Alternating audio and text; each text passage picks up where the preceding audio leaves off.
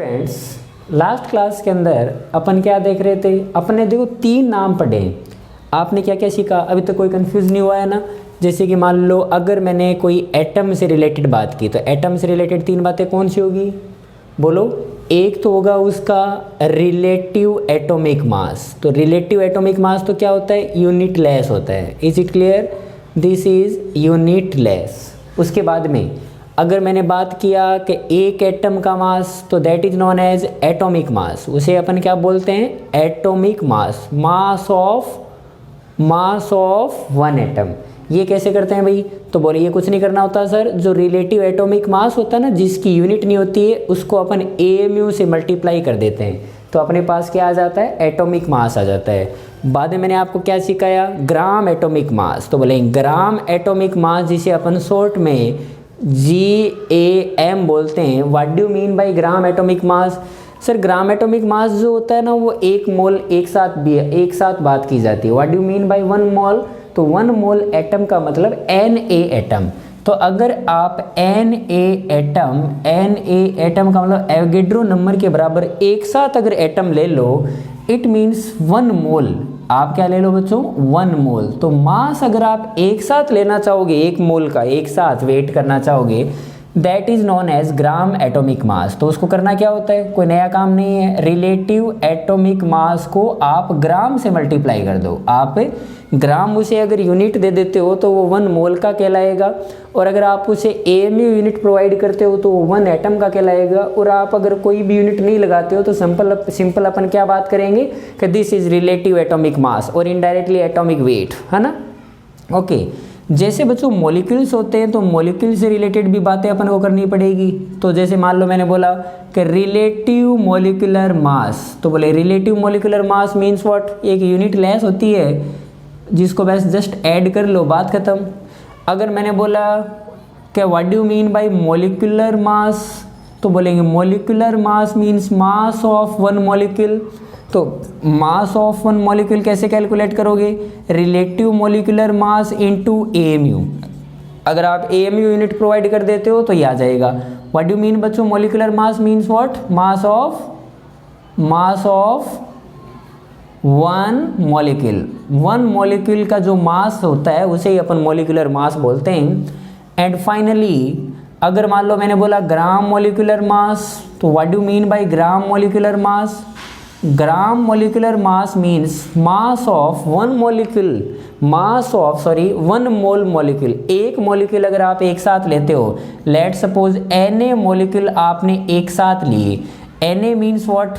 1 मोल आपने अगर एक साथ लिया और वेट किया, तो वो जो मास आएगा वो अपन बोलेंगे ग्राम मॉलिक्यूलर मास। तो gram molecular mass is what? Relative molecular mass into AMU। क्या ये बात क्लियर होगी इतनी? इसमें कोई प्रॉब्लम नहीं है। अगर मैं पूछूं तो आप बताते जाओगे, है ना? और आपने वो कैलकुलेट कर लिया ना? ओके बच्चों।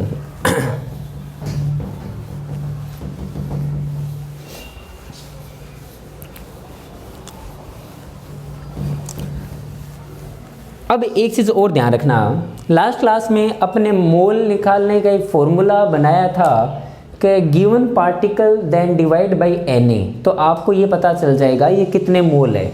लेकिन अगर आपको ग्राम में बात करें तो जैसे एक अपन सिंपल सा एग्जांपल लेते हैं, आप मुझे लॉजिकली बात बताना, बाद में अपना आप करते जाएंगे, है ना? मान लो बच्चों एक अपने पास बीकर है, इस बीकर में H2 है। क्या है इसमें? H2 है। मैंने बोला बच्चों H2 है, इसमें 36 ग्राम H2 है। तो आप मुझे ये बता सकते हो कि ये कितने मोल है? तो आप तुरंत बोलोगे सर 2 मोल है। कैसे पता किया आपने? आपने इनडायरेक्टली क्या किया कि इस H2O का मोलिकुलर वेट पता किया। इनडायरेक्टली क्या पता किया? मोलिकुलर वेट, या फिर मैं ऐसा बोलूं ग्राम मोलिकुलर मास पता किया, which is known as molar mass. तो आपको पता चला हाइड्रोजन का 1 होता है, 2 हाइड्रोजन है तो 2, और ऑक्सीजन का सर 16 होता है, तो ये 18 कहलाएगा। और अगर मैं 18 बच्चों ग्राम लिख देता हूं तो 18 ग्राम इज व्हाट? तो बोलेंगे सर आपने क्या किया है? रिलेटिव मॉलिक्यूलर मास को ग्राम यूनिट दे दिए। तो 18 ग्राम जो पानी होता है ना, इट मीन्स अपन क्या बोलेंगे कि उसमें Na के बराबर H2O के मॉलिक्यूल्स प्रेजेंट है। इट मीन्स ये 1 मोल है। है ना, ये बात तो ठीक है कि 1 मोल का जो मास होता है that is known as molar mass, और ये 18 ग्राम जो है वो क्या है, मोलर मास है, तभी तो उसका नाम पड़ता है मोलर मास। मोलर मास बोलो या फिर जो आप बोलते थे कौन सा, ग्राम मोलिकुलर मास, GAM बोलो, वो एक ही बात है। Is it clear? मैंने आपको बोला कि H2O का मोलर मास कितना, तो आप बोलेंगे 18 ग्राम सर। मैंने बोला H2O के एक मोलिक्यूल का मास कितना, तो आप बोलेंगे 18 AMU सर। मैंने बोला H2O का मोलिकुलर वेट बोलूँ या फिर रिलेटिव मोलिकुलर मास कितना, तो आप बोलेंगे सिर्फ 18, बस उसकी यूनिट प्रोवाइड नहीं करेंगे। 18 ग्राम का बच्चों 1 मोल है, तो मैंने बोला 36 ग्राम में कितने होंगे, तो आप तुरंत बोलोगे सर 2 मोल हो जाएंगे। तो आपने कैसे किया, आपने डेफिनेटली ऐसे ही किया होगा ना कि given mass divide by mass of 1 mole, mass of 1 mole which is 18 is equals to 2, आपने ऐसा बोला। और मोल की कोई यूनिट नहीं होती, जस्ट एक काउंटिंग यूनिट होती है, 2 मोल है, जस्ट 2 क्या 2 मोल, दैट्स इट। ओके बच्चों, इससे अपन को एक बात का आइडिया लग रहा है कि क्यों ना एक फॉर्मूला बना लिया जाए कि गिवन मास, आप मास बता दो टोटल कितना है, डिवाइड बाई उसका मोलर मास करेंगे अपन कि 1 मोल का मास कितना होगा, जो ग्राम के साथ यूनिट प्रोवाइड करते हैं ना, वो मास अपन डिवाइड में करेंगे और अपन को बच्चों मोल मिल जाएंगे। इट मीन्स आपको मोल निकालने का एक सेकंड फॉर्मूला बन गया है। वो सेकंड फॉर्मूला क्या बना भाई, तो बोलेंगे mole is equals to given mass, given mass divide by molar mass, divide by molar mass, मतलब 1 मोल का मास।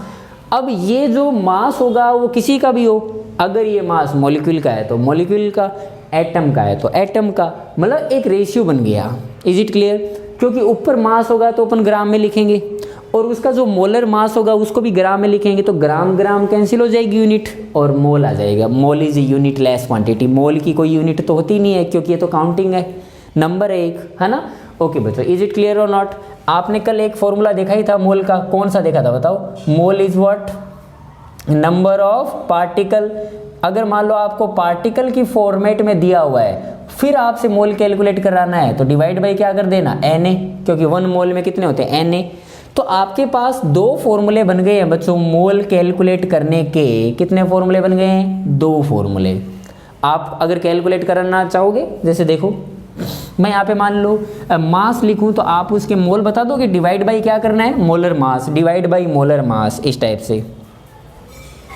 चलो एग्जांपल लिखो, कैलकुलेट द मोल्स। आपको बच्चों मोल कैलकुलेट करने, 4 किसके लिए, नंबर 1 आपको कैलकुलेट करना है 4.8 ग्राम ओजोन। O3 का नाम होता है ओजोन। अगर मैं 4.8 ग्राम आपको ओजोन दूं तो उसके मोल कितने होंगे, आपको मुझे सजेस्ट करना है कि इतने मोल होंगे सर उसमें, ठीक है ना। सेकंड नंबर पे 16 ग्राम ऑफ O2, O2 में कितने मोल होंगे। अगर ऑक्सीजन गैस लेता वो भी कितना, 16 ग्राम, तो उसमें कितने मोल होते, ओके 64 और 124 ग्राम ऑफ SO2। अगर मैं SO2 लेता तो कितने होते, वो भी 124 gram. 126 gram of HNO3, then how many moles are present. 5th number पे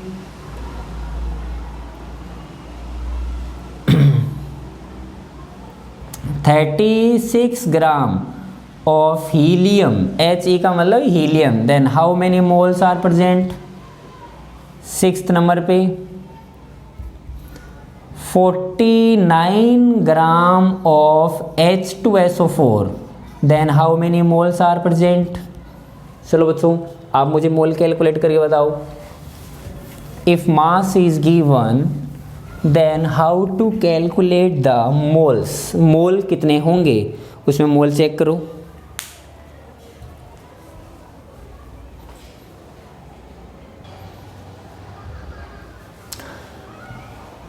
ओके बच्चों, हो गया है ना। आपको क्या करना है, बस कुछ नहीं नया काम करना। 40 जैसे given mass divide by molar मास। चलो बताओ इसके मोल कैसे कैलकुलेट करोगे। गिवन मास 4.8 डिवाइड बाई इस ओजोन का कितना होगा बच्चों, एक ऑक्सीजन का कितना होता है 16, एक ऑक्सीजन याद होना चाहिए बच्चों आपको ये ना, एक ऑक्सीजन का कितना होता है 16, तो 3 के कितने होंगे 48 ग्राम, तो यहाँ पे क्या आएगा 48 है ना, तो ये आ जाएगा भाई, कितना आया भाई 0.1 मोल, तो 0.1 मोल आ गया। इसका बोलो 16 ग्राम है ना, तो given mass 16 divide by molar mass, तो एक ऑक्सीजन का 16, दो का 32, तो सर ये 32 ग्राम आ गया, विच इज़ 1/2 मीन्स 0.5 मोल, 0.5 मोल आ गया, 1/2 मोल, आधे मोल हो गए ना। ओके 124 ग्राम का, तो बोलेंगे given mass 124 divide by molar mass of SO2, sulphur का कितना होता है बच्चों 32, और ऑक्सीजन का कितना होता है 16, है कितने तो 2, तो 32 कितने हो जाएंगे 64, 124 डिवाइड बाई 64, क्या बात ठीक है। ओके 64, मैं यहाँ पे अगर 128 कर देता तो बच्चों एग्जैक्ट वैल्यू आ जाती है ना, 128 कर देता ना तो बेटर रहता मेरे लिए, मैंने 124 किया है, तो ये कैलकुलेट कर लोगे है ना, इतने मोल आपके पास आ गए। ओके इसमें देखो दिखाई 126 gram is given, then the molar mass of HNO3 is what, HNO3 का मोलर मास कितना होगा, हाइड्रोजन का 1, नाइट्रोजन का बच्चों 14, और ऑक्सीजन का एक का होता है 16, ये 3 है तो 16 3 है ना, टोटल मिला के कितना हो जाएगा, तो टोटल मिला के अपन को पता चला कि 63 हो गया, 63 हो गया ना, चेक कर लो चाहे, ये कितना हो गया 48 और ये 49 और 14 50 63 हो गया, ये 2 टाइम्स पूरा कैंसिल हो जाएगा, नो प्रॉब्लम, तो बोलेंगे 2 मोल प्रेजेंट है sir, 2 mole HNO3 nitric acid present है अगर आप इतना ग्राम लेते हो तो। Okay 36 gram of helium, 36 gram of helium are taken, then how many moles are present, तो बोलेंगे 36 डिवाइड बाई 4, हीलियम का कितना होता है 4 याद है, इंटू 9 मोल से प्रेजेंट है, वो कितना है 9 मोल प्रेजेंट है। ओके बच्चों 49 gram of H2SO4, 49 gram of H2SO4 is given, then how many moles, तो बोलेंगे 49 डिवाइड बाई मोलिकुलर मास या फिर सॉरी मोलर मास कितना हो जाएगा, तो एक का हाइड्रोजन का 1, तो 2 हो गए तो 2, प्लस सल्फर का 32 और एक ऑक्सीजन का 16 इंटू 16 4 जा 32 48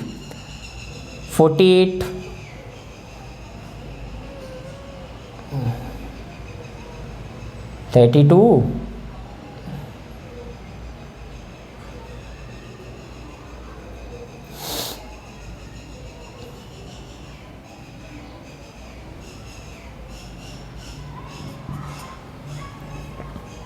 देखो बच्चों इसका कितना हो गया, H2SO4 है ना ये, तो 16 16 32 और 64 98 हो गया, तो 49 डिवाइड बाई 98, क्लियर है, तो ये 1/2 हो गया ये, तो 1/2 का मतलब 0.5 मोल प्रेजेंट हो गया, ऐसे कर लोगे ना है ना। अभी आपको मान लो अगर मास गिवन रहे तो आप इस टाइप से कैलकुलेट कर सकते हो है ना, मास गिवन रहे तो आप इस टाइप से कैलकुलेट कर सकते हो। एक चीज़ और चलते हैं बच्चों, अपन मोल एक स्टाइल से और कैलकुलेट कर सकते हैं, लेकिन उससे पहले मैं 1-2 चीज़ें आपसे और पूछता हूँ, जैसे आप लोग मुझे बताना, मान लो पार्टिकल दे तो भी कैलकुलेट कर लोगे ना, कि if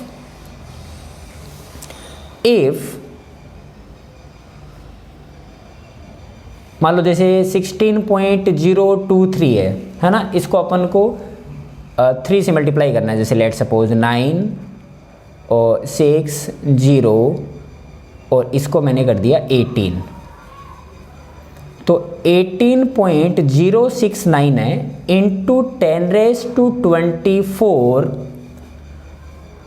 atom of oxygen are present,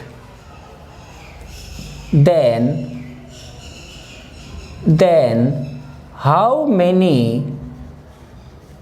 moles of ozone. ये देखो मैंने बच्चों क्या क्वेश्चन बनाया है, थोड़ा सा मतलब आपको थोड़ा सा ट्विस्ट कर रहा हूँ क्वेश्चन, ताकि आपका थोड़ा दिमाग चलना स्टार्ट हो, है ना। क्या मैंने ऐसे बोला कि इतने ऑक्सीजन के एटम आपके पास प्रेजेंट है, इतने जो लिख रखे ना मैंने, तो आप मुझे ये बताओ कि ओजोन के मोल्स कितने होंगे, ओजोन के। ओके बच्चों, ओजोन के कितने मोल होंगे, तो जैसे कि मान लो आपने पता किया कभी, जैसे मान लो given mass divide by molar mass, तो वो जो मोल मिलेंगे वो मोल किसके मिलेंगे, तो वो मोल उसी के मिलेंगे जिसका मास दे रखा है। जैसे मान लो मैंने आपसे पूछा कि 4.8 ग्राम दिया हुआ है, तो आपने जो ये मोल कैलकुलेट किए हैं, ये मोल किसके हैं, तो मोल ओजोन के ही है, ऑक्सीजन के तो नहीं है ना, एक ऑक्सीजन एटम के तो नहीं है। मान लो मैंने आपसे पूछा कि 16 ग्राम दिया हुआ है, डिवाइड बाय आपने 32 किया, तो 32 तो इसका किया है ना, इट मीन्स वो O2 के, वो ऑक्सीजन गैस के मोल है। सेम वो मोल बच्चों SO2 के हैं। अगर मैं पूछता कि मुझे सिर्फ ऑक्सीजन के चाहिए, तो ऑक्सीजन तो इसमें 2 है, मतलब मीन्स व्हाट, मुझे 2 से मल्टीप्लाई करना होता, जिसका मास दिया हुआ है उसी का डिवाइड करेंगे तो ऑब्वियस उसी का मोल मिलेगा। जैसे कि मान लो अगर आपने ऐसा किया कि ये पार्टिकल किसके दिए हुए, नंबर ये किसके हैं, तो ये तो सर ऑक्सीजन के हैं, तो कल को अगर मैं इस पार्टिकल जो नंबर ऑफ पार्टिकल से डिवाइड बाई Na करता हूं तो मोल मिलेंगे, ये बात तो श्योर है, number of given particle divide by Na। लेकिन अगर आपको मिलेंगे, तो मैं अगर पूछूंगा वो मोल किसके मिलेंगे, तो क्या वो मोल ओजोन के मिलेंगे, तो नहीं, क्योंकि ये ओजोन के मॉलिक्यूल्स नहीं दे रखे हैं, उसने तो ऑक्सीजन के एटम दे रखे हैं। तो मैं क्या करूं, तो मैं कोई बात नहीं है, मोल ऑफ जिसके भी दे रखे हैं उसके तो निकालूं, तो बोलेंगे mole of oxygen given particle divide by Na। तो मैंने क्या किया, 18.069 इंटू 10⁻24 डिवाइड बाई Na, तो डिवाइड बाई Na किया मैंने इंटू 10⁻23। क्या ये एवोगैड्रो नंबर है, ये बच्चों अराउंड 3 टाइम्स ही तो है ये, है ना, ये मैंने क्या किया 3 टाइम्स हुआ ये तो ये कितना हो गया भाई 10 टाइम्स। तो मेरे को क्या पता चला भाई 30 मोल्स आ गए। क्या है बच्चों 30 मोल्स, किसके मोल है ये ऑक्सीजन के मोल है। अब मुझे क्या चाहिए, ओजोन के, मुझे क्या चाहिए बच्चों, ओजोन के। इसका मतलब ये थोड़ा आप आइडिया लगा पा रहे हो, जैसे ये बात तो श्योर है कि देखो 3 ऑक्सीजन के एटम मिलके एक ओजोन बनाएगा, है ना, 3 ऑक्सीजन के एटम मिलके एक ओजोन का मॉलिक्यूल बनाएगा, इस टाइप से। तो अगर आपके पास 30 मोल्स है अगर टोटल मिला के, तो आपके पास ओजोन के कितने होंगे, तो बोलेंगे 1 मोल ओजोन बनाने के लिए मुझे सर 3 ऑक्सीजन के एटम चाहिए। तो बोलेंगे 3 चाहिए तो मैं डिवाइड बाई 3 कर दूं, फिर तो क्या पता, क्या बताओ बच्चों, समझ में आई बात ये। तो अगर मान लो मुझे चाहिए moles of ozone, moles of ozone, तो आपको ओजोन बनाने के लिए ऑक्सीजन के कितने एटम चाहिए, कितने मोल चाहिए, तो बोलेंगे 3, तो डिवाइड बाई 3 करना ही पड़ेगा, तो बोलेंगे 10 मोल्स हो जाएंगे। क्या ये कंसेप्ट समझ में आया कि मैंने 3 डिवाइड बाई 3 क्यों किया। मैंने डिवाइड बाई 3 इसलिए किया कि मुझे उसने पूछा है कि ओजोन के मोल बताओ, तो ओजोन के मोल बताओ, और मुझे ये पता है कि ऑक्सीजन के एटम के इतने मोल है, तो मुझे एक चाहिए, है ना, बनाने के लिए। टोटल मान लो यहाँ पे अगर 30 एटम होते तो मेरे पास ओजोन के जो मॉलिक्यूल्स होते वो तो 10 ही होते ना, तो लेकिन ये 10 आया कैसे, डेफिनेटली आपने डिवाइड किया होगा। इसका उल्टा भी आप कर सकते हो, है ना।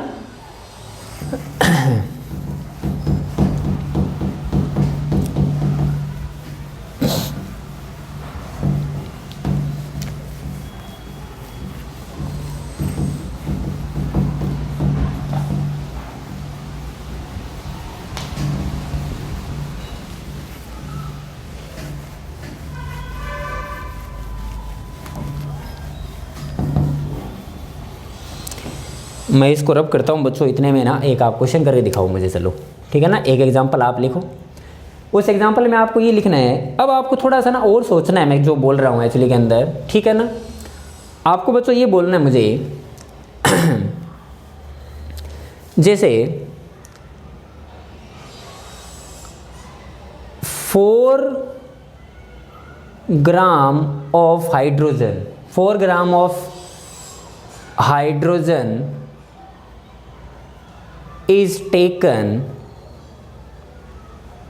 then number of H atom will be। मैंने यहाँ पे क्या लिखा, ध्यान से पढ़ो एक बार, मैं इतने में इसको रब करता हूँ और इसको करने की ट्राई करो। मैंने आपको क्या बोला है, 4 ग्राम H2 है, 4 ग्राम H2, और आपको मुझे बताना है सिर्फ H एटम के नंबर, पार्टिकल्स जो बताने हैं मुझे H एटम, इसका जस्ट अपोजिट कर दिया और मैंने कुछ नहीं किया है ना। करो इसको, करो जल्दी करो, और जल्दी से मुझे वो एटम कितने होंगे वो ट्राई करो, दिखाएं आंसर आ रहा है क्या, बाद में जब मैं करूँ ना।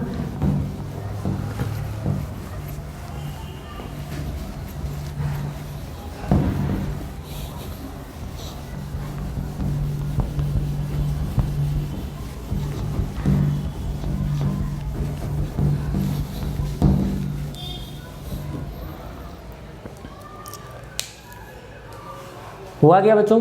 सबसे पहले क्या करोगे, मोल निकालो, मोल।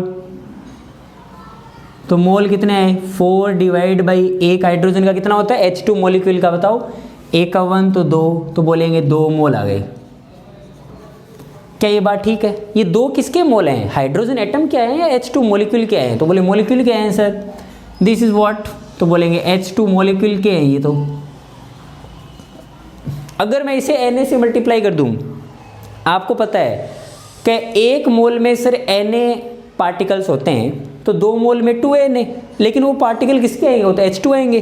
अगर मैं ऐसे पूछता आपसे कि नंबर ऑफ H2 मॉलिक्यूल्स कितने होंगे, H2 के मॉलिक्यूल कितने होंगे, तो डेफिनेटली उसी के मोल मुझे पता है 2 इंटू मैंने कर देता, आंसर तैयार था। मैं बोल रहा हूँ मुझे तो हाइड्रोजन के चाहिए, तो नंबर ऑफ H एटम, तो एक मॉलिक्यूल में कितने हाइड्रोजन है, 2, तो टोटल 4 हो जाएंगे। बोलो, इस टाइप से करना है बच्चों, 4 Na हो गए।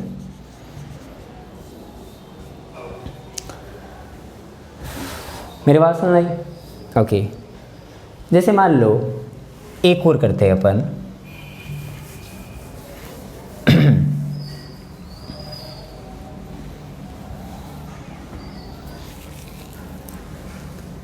$294 ग्राम ऑफ H2SO4 इज टेकन।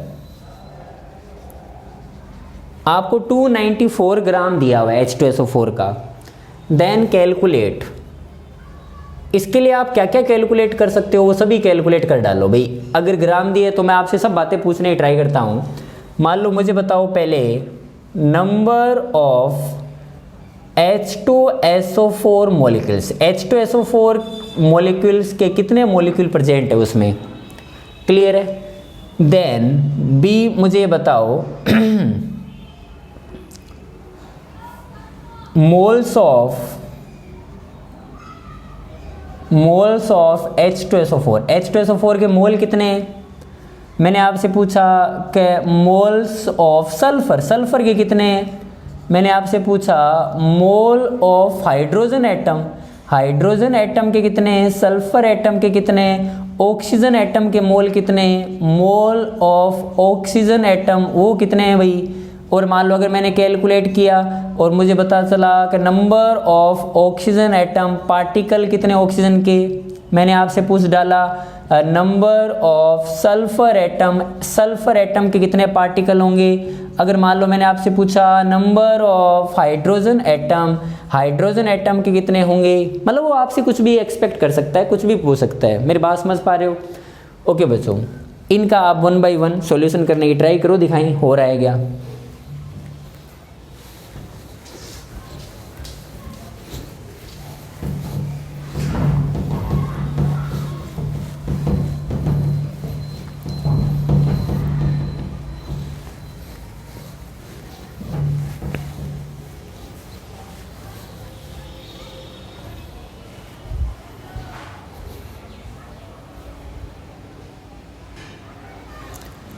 हाँ बच्चों, हुआ कुछ भी? देखो सबसे पहले क्या आपकी अप्रोच होनी चाहिए, हमेशा मोल आपकी अप्रोच होनी चाहिए, चाहे पार्टिकल पूछे चाहे कुछ भी पूछे, मोल से अपन आगे जाते जाएंगे, है ना। ये 294 ग्राम किसका है ये, तो ये तो H2SO4 का है। आपको पता है कि मोल कैलकुलेट करने के लिए, मोल कैलकुलेट जब अपन करते हैं तो क्या फॉर्मूला है मोल का, given mass divide by molar mass. तो ये किसका मास है, तो बोलेंगे 294 सर H2SO4 का है, और एक H2SO4 का कितना होता है, अभी आपने कैलकुलेट किया था ना 98 होता है, तो ये 98 कितना आ जाएगा, 3 मोल आ गया या नहीं आया, तो ये 3 मोल आ गया। ये 3 मोल किसके आए हैं बच्चों, तो बोले ये 3 मोल आपने मास किसका दिया था, तो बोलेंगे इसका दिया था H2SO4, तो इसी के आए होंगे। तो ये जो 3 मोल्स आए हैं वो बच्चों H2SO4 के आ गए। तो एक आंसर आ गया, mole of H2SO4 is what 3 मोल। क्या ये बात ठीक है?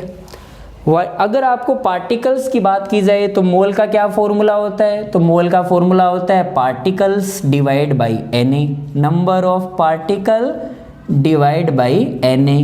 तो अगर मान लो अगर आपको मोल दे दूं और पार्टिकल पूछूं तो इनटू Na ही तो करना है ना। आपको तो पता है कि 1 मोल में Na होते हैं, तो इतने मोल में कितने होंगे, इनटू Na। आपको मैंने बोला कि नंबर ऑफ H2SO4 मॉलिक्यूल कितने होंगे, तो अगर उसके पार्टिकल पूछे तो मुझे H2SO4 के मोल चाहिए। मैं बोलूँगा कि 1 मोल में Na होते हैं तो सर 3 मोल में 3 Na होंगे। मेरी बात ठीक लगी या नहीं लगी? नंबर ऑफ H2A मॉलिक्यूल कितने हो जाएंगे, 3 Na हो जाएंगे या नहीं हो जाएंगे? अगर 1 मोल होता तो Na पार्टिकल्स होते, Na H2SO4 के मॉलिक्यूल्स होते, बट अगर आपके पास 3 मोल है तो 3 इंटू Na हो जाएंगे। अब यहाँ पे जब बात आ गई है तो इनको ध्यान से समझना बच्चों। क्या बोला है मैंने आपको ये बोला है कि H2SO4 है, मान लो H2SO4 का आप अगर 1 मोल लेते हो, क्या लेते हो, 1 मोल H2SO4 लेते हो, तो उसके अंदर हाइड्रोजन एटम के कितने मोल होंगे, तो सर 2 होंगे। 1 मोल अगर आप लेते हो या फिर 1 मॉलिक्यूल H2SO4 लेते हो तो आपके पास हाइड्रोजन के एटम कितने होंगे, 2। तो इनडायरेक्टली क्या पता चला कि 2 मोल ऑफ हाइड्रोजन होंगे सर। और अगर सल्फर की बात करूं तो सल्फर तो एक ही है, it means 1 mole of sulphur होगा। और अगर मैं ऑक्सीजन की बात करूं तो 4 मोल होगा सर। वो तो जितने होंगे उतने लिख देंगे अपन, क्या बोलते हो, क्या मेरी बात ठीक है? तो आपको मैंने अगर ऐसे बोला कि H2SO4 के अगर 1 मोल होते तो उसके साथ ये सीन होता, लेकिन 1 मोल नहीं आया, उसका तो 3 मोल है, तो कोई बात नहीं, 3 मोल है। तो अगर 3 मोल है तो हाइड्रोजन के कितने एटम हो जाएंगे बच्चों, हाइड्रोजन के कितने एटम हो जाएंगे, 6।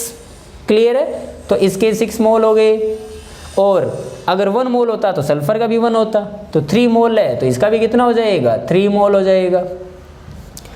ऑक्सीजन की बात करें अगर, तो अगर 1 मोल H2SO4 होता तो उसमें 4 मोल ऑक्सीजन एटम होते, और अगर आप बोल रहे हो उसके तो 3 मोल है, तो कोई बात नहीं, इंटू 3 कर दो तो 12 हो जाएंगे, तो बोलेंगे 12 मोल हो गए।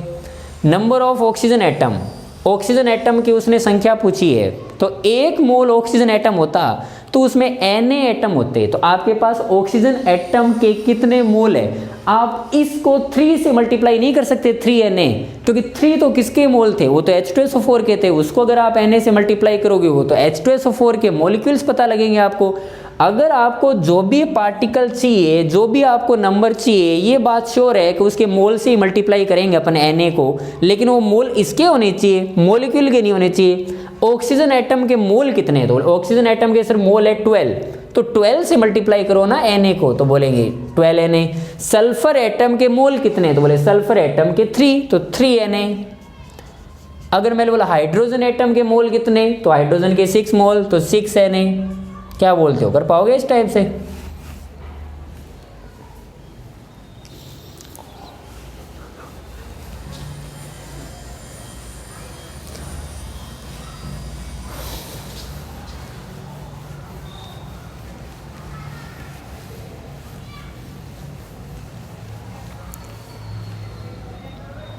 चलो बाकी अब अपन कल देखेंगे। अभी अपन थोड़ा डीपीपी सोल्व करते हैं। अपने डीपीपी बच्चों कौन से नंबर कर ली थी, डेली अपन को एक डीपीपी करनी होती है ना। डीपीपी नंबर 2 की बात करते हैं अपन। जो आईपीसी नॉमेनक्लेचर है उसकी कौन सी डीपीपी, डीपीपी नंबर 2। इसमें मोस्टली कोई ऐसा क्वेश्चन है नहीं, मैं देख लेता हूँ बच्चों इसमें कोई ऐसा लगे मुझे कि ये बहुत डिफिकल्ट है। क्वेश्चन नंबर 1, क्वेश्चन नंबर 2 हो जाएगा, क्वेश्चन नंबर 3 हो जाएगा ना बच्चों। होमोलोगस के रिगार्डिंग उसने बात की है। होमोलोगस में हमेशा सेम केमिकल प्रॉपर्टीज होती है, बट फिजिकल प्रॉपर्टी उनकी डिफरेंट होती है। और अगर केमिकल प्रॉपर्टी सेम होती है इट मीन्स उनमें फंक्शनल ग्रुप तो सेम होना ही है ना। और उनका जनरल फॉर्मूला क्या होता है, सेम होता है। एल्केन का होमोलोगस तो एल्केन ही होगा। 4th वाले में हो जाएगा कार्बन एटम काउंट करने, सेकेंडरी कितने होंगे, और 5th वाला भी हो जाएगा आई थिंक, है ना। ओके 6th वाला देखो आप, number of sp2sp sigma bond in the given following. तो ये कुछ ऐसा बना हुआ है, हाइड्रोजन हाइड्रोजन डबल बॉन्ड, यहाँ पे भी डबल बॉन्ड, और इधर H इधर H। कार्बन का अगर हाइब्रिड की बात की जाए तो इस वाले में कितने सिग्मा बने हैं बच्चों, 1 2 और इधर एक 3। If 3 sigma is present then the hybrid is sp2 because by steric number 3 हो जाएगा। और अगर इसकी बात करें तो इसमें सर 2 ही सिग्मा बने, इसका मतलब हाइब्रिड इज sp। इसमें भी 2 ही सिग्मा बने, इसका मतलब हाइब्रिड इज sp। इसमें 3 सिग्मा बने इसलिए हाइब्रिड इज sp2। उसने क्या बोला है, उसने बोला है कि sp2 और sp के बीच में कितने सिग्मा है। तो चलो काउंट करते हैं, sp2 और sp के बीच में ये sp2 रहा, ये sp रहा। इसमें बच्चों एक सिग्मा है, एक पाई है, तो एक तो यहाँ से आ गया। ये sp2 sp रहा, यहाँ पे भी एक आ गया ना, क्योंकि डबल बॉन्ड में क्या होता है, एक सिग्मा और एक पाई होता है। उसे सिर्फ सिग्मा से मतलब है, तो बोले answer will be 2, answer will be 2 आ जाएगा। क्लियर है। 7th हो जाएगा ना बच्चों। 8th वाला आइडेंटिफाई कर लोगे ना 3 डिग्री अमाइन को, नाइट्रोजन देख लो सिर्फ, तो नाइट्रोजन डी वाले में हो जाएगा। ओके, हेट्रो एटॉमिक हो जाएगा, हेट्रो एरोमेटिक कंपाउंड्स। मैंने आपको एरोमेटिक कंपाउंड्स की इतनी नॉलेज नहीं प्रोवाइड की है, और हेट्रो होना चाहिए। जैसे डी वाला तो वैसे निकल गया, ए वाला वैसे निकल गया, क्योंकि हेट्रो मीन्स व्हाट, रिंग में एक हेट्रो एटम प्रेजेंट होना चाहिए। तो या तो आंसर बी है या सी है। और बी जो है उसका नाम बच्चों पेरिडीन है, pyridine. It is aromatic compound and hetero because why nitrogen is present in ring. Clear है। 10th वाला हो सकता है आपके डाउट हो, उसने ऐसा पूछा है कि CnH2n जनरल फॉर्मूला कौन कौन से ऑप्शन का सेम है। तो CnH2n मतलब ऐसे सोचो कि भी 4 कार्बन लिखूं, मान लो 4, तो 4 लिखूं तो मैं जैसे ए ऑप्शन को देखो, ए ऑप्शन को, तो उसमें कार्बन कितने रिंग में, तो ऑप्शन ए के अंदर कार्बन है 4, तो हाइड्रोजन कितने हैं इसमें 8 है, काउंट कर लो, क्योंकि सभी कार्बन पे हाइड्रोजन 2 है यहाँ पे सब जगह, तो हो गए इतने। अगर मैं ऑप्शन बी को देखूं, ऑप्शन बी को, तो उस ऑप्शन बी में कुछ ऐसा है यहाँ पे। तो यहाँ पे अगर आप कार्बन सोचोगे, कार्बन कितने हैं, तो 1 2 3 4, तो कार्बन इसमें भी 4 है। हाइड्रोजन की बात की जाए तो यहाँ पे 2 हाइड्रोजन है, यहाँ पे 3 हाइड्रोजन है, यहाँ पे 1 हाइड्रोजन है, यहाँ पे 2 हाइड्रोजन। इट मीन्स इसमें भी 8 ही हाइड्रोजन है। तो ए और बी जो आपने लिख रखा है वो डेफिनेटली उनमें सेम जनरल फॉर्मूला होगा, है ना, C4H8 दोनों का ही है। तो बोले हाँ ये दोनों का होगा भाई, है ना। CnH2n का मतलब समझ रहे हो, कार्बन से जस्ट डबल हाइड्रोजन किस में है, तो ए और बी में है। इज इट क्लियर और नॉट? ओके बच्चों, डीपीपी नंबर 3 की बात करते हैं, चलो जल्दी जल्दी। Select the true and false statement, chemical property of a compound same if functional group is same. हाँ, फंक्शनल ग्रुप की डेफिनेशन ही होती है कि that group which represent the chemical property of that compound. बिल्कुल सही बात है। फिजिकल प्रॉपर्टी का नहीं, फिजिकल प्रॉपर्टी तो बच्चों और बातों पे भी डिपेंड करती है। होमोलोगस मेंबर जो होते हैं, हाँ उनमें फंक्शनल ग्रुप सेम होता है कि हाँ फंक्शनल ग्रुप सेम होता है। क्लियर है। ये बच्चों बाईवेलेंट, मोनोवेलेंट, ये समझ में आ रही है ना। बाईवेलेंट का मतलब जो दोनों साइड से कनेक्ट हो सके, मोनोवेलेंट का मतलब जो सिर्फ एक साइड से कनेक्ट हो सके। जैसे मुझे बताओ कार्बोक्सिलिक एसिड जो है वो मोनोवेलेंट है या बाईवेलेंट है, तो कार्बोक्सिलिक एसिड हमेशा एक साइड ही कनेक्ट हो सकता है, जैसे COOH, this is a carboxylic acid group and it will always connected by one side, तो it means we say carboxylic acid is a monovalent group. जैसे ईथर, तो ether can be connected by 2 side, ketone can be connected by 2 side, है ना। Amine जो 3 degree की है can be connected by 3 side, trivalent, these are bivalent. जैसे ester can be connected by 2 side, that mean bivalent. मेरी बात clear होगी? ऐसे आपसे वो पूछ रहा है। पेयर ऑफ होमोलोगस बता ही दोगे। और 15 वाला हो जाएगा ना बच्चों, 15 वाले में कुछ नहीं बोल रहा है। जैसे मान लो वो बोल रहा है कि 4 कार्बन की एल्केन लो, 2 कार्बन की एल्काइन लो, उसका आपको मोलिकुलर वेट कैलकुलेट करना है। जैसे मैंने बोला कि 4 कार्बन का एल्केन लिया, तो ये लो भाई 4 कार्बन का एल्केन। मैंने बोला अगर 2 कार्बन की एल्काइन लो, तो 2 कार्बन की ये एल्काइन ले लो। मैंने बोला अगर 3 कार्बन की एल्कीन लो, तो 3 कार्बन की एल्कीन ले लो, डबल बॉन्ड ले लो। मैंने बोला अगर 3 कार्बन की एल्काइन लो, तो 3 कार्बन की एल्काइन ले लो। आप इसका मोलिकुलर वेट पता कर सकते हो क्या सभी का? तो मोलिकुलर वेट आप पता कर लेना। मोलिकुलर वेट मीन्स कार्बन का 12 होता है और हाइड्रोजन का 1 होता है। टोटल काउंट कर लो, 4 कार्बन है तो 4 12 जा, है ना, 48, और साथ में कितना हो जाएगा, हाइड्रोजन कितने हो जाएंगे बच्चों इसमें? हाइड्रोजन हो जाएंगे 10, तो 58 हो जाएगा। तो इसमें एस है 58, है ना, ऐसे करना है आपको। Then question number 16, ketone. ये ठीक क्वेश्चन है। आप मुझे बताओ कीटोन बनाना है, तो कीटोन बनाने के लिए आपको एटलीस्ट कितने कार्बन चाहिए, कितने कार्बन, कीटोन इसी तो बोलते हैं। ये C डबल बॉन्ड O के दोनों तरफ कार्बन होना चाहिए, तो दोनों तरफ एटलीस्ट 1 तो होना ही चाहिए। इससे छोटा कीटोन तो पॉसिबल नहीं है, that is known as acetone. इसका नाम क्या था, common name acetone. This is the smallest ketone, at least 3 carbon should be present. ये फर्स्ट होमोलोगस है, सबसे छोटा मेंबर है ये कीटोन सीरीज का। डिग्री ऑफ अनसैचुरेशन कैलकुलेट कर लोगे।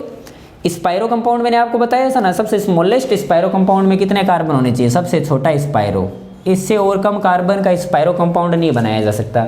This is the smallest compound which is known as spiro compound in which 1 2 3 4 5 carbon should be present. How many number of carbon atom present in smallest member of alkane आइन। इसका क्या meaning समझते हो बच्चों, alkene आइन का मतलब ये क्या लिखा हुआ है, एल्केन आइन। इसका मतलब है कुछ कार्बन है, डबल बॉन्ड है, ट्रिपल बॉन्ड है, दोनों तीनों है ना।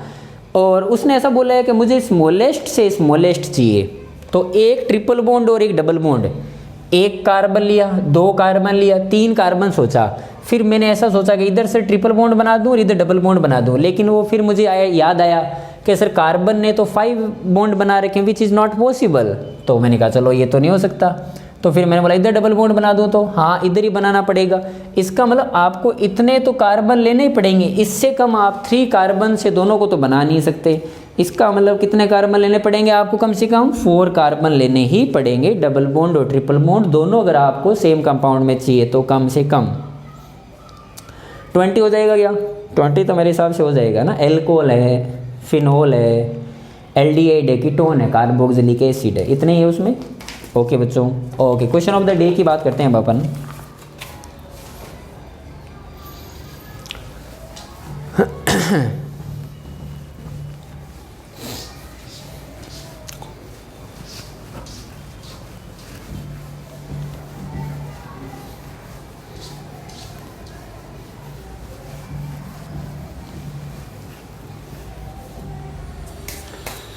क्वेश्चन ऐसे लिखो, if 3.0 भाई 6.023 है, तो इनडायरेक्टली मैं इसका हाफ करना चाहता हूँ और मैं कोई कुछ बड़ा काम नहीं कर रहा हूँ। कई बार बच्चों याद रखना, कई बार है ना इसको ऐसे भी लिखा जाता है ना, तो वो ऐसे कोई बड़ी कोई गलती नहीं होगी कि इधर मैंने ऐसे 2 लिख दिया या फिर मैंने 2 3 लिख दिया, वो चलता है थोड़ा बहुत है ना। 3.001 × 10⁻25 atom of nitrogen are present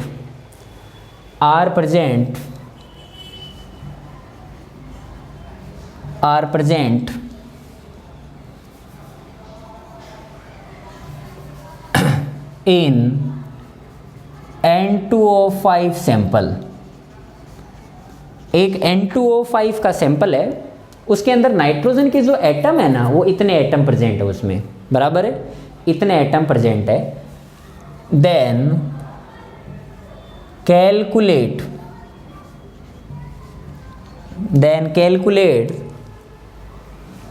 the number of N2O5 molecules. N2O5 के जो मॉलिक्यूल्स होंगे वो सैंपल में कितने होंगे, ये आपका आंसर है बच्चों, ठीक है ना।